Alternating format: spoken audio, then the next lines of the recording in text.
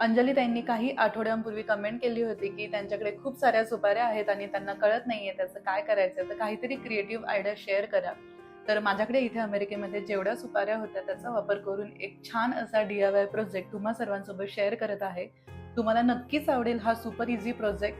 Video शेवटपर्यंत नक्की बघा. तर अशा पद्धतीने गोटापट्टीची लेस सुपारीच्या सर्व बाजूने गुंडाळून घ्यायची. गुंडाळतानाची एक ट्रिक सांगते की एक राऊंड गुंडाळल्यानंतर फेविकॉल लावून घ्यायचा, म्हणजे गोटापट्टी लेस सरकत नाही सुपारीवरून. त्यानंतर माझ्याकडे आरीवर्कसाठीचे जे गोल्डन मनी येतात तेच मी इथे वापरलेले आहेत. खरं तर झुमका बनवण्यासाठी टिपिकल असे गोल्डन वेगळ्या फिनिशिंगचे मोठेवाले टपोरे मोती येतात, परंतु मी इथे सगळा जुगाड प्रकार करत आहे. तर हे आरीवर्कचेच गोल्डन मनी वापरलेले आहे जे घरामध्ये अवेलेबल होते ते, आणि धागा सुद्धा गोल्डन धागा वापरतात शक्यतो, परंतु मी पांढरा धागा वापरलेला आहे कारण माझ्याकडे तोच अवेलेबल होता. तर अशा पद्धतीने मोती सर्व गुंडाळून घ्यायचे. आणि इथे एक ट्रिक शेअर करत आहे की जेव्हा आपण हे अशा पद्धतीने गोल फिरवतो झुमका बनवण्यासाठी, तर खूप जास्त चांगलं व्यवस्थित टाईट फिरवून घ्यायचं गोल, कारण जर ते लूज असेल तर ते जे मणी आहेत त्या मण्यांमध्ये गॅप दिसते आणि आतला कुठल्याही रंगाचा धागा असू दे तो आपल्याला दिसतो, आणि मग ते फिनिशिंग छान येत नाही, व्यवस्थित दिसत नाही. तर अशा पद्धतीने व्यवस्थित टाईट गुंडाळून घ्यायचा.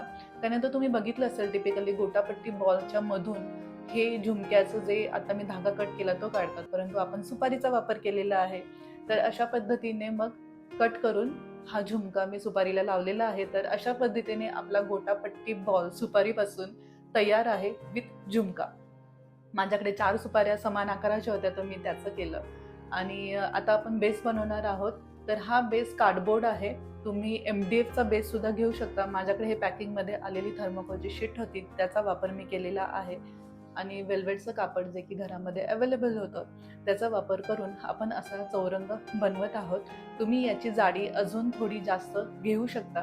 त्याच्यानंतर हे बॉल्स अशा पद्धतीने ग्लू गनच्या साह्याने चिकटवून घेतले. भारतामध्ये ना आपल्याला मस्तपैकी छान वर्क केलेल्या अशा लेसेस मिळतील. तर किंवा गोटापट्टीची जी समोसा लेस असेल ती सुद्धा आपण चौरंगाच्या बाजूने वरती लावू शकतो बॉर्डर म्हणून, खूप सुंदर दिसेल अजून.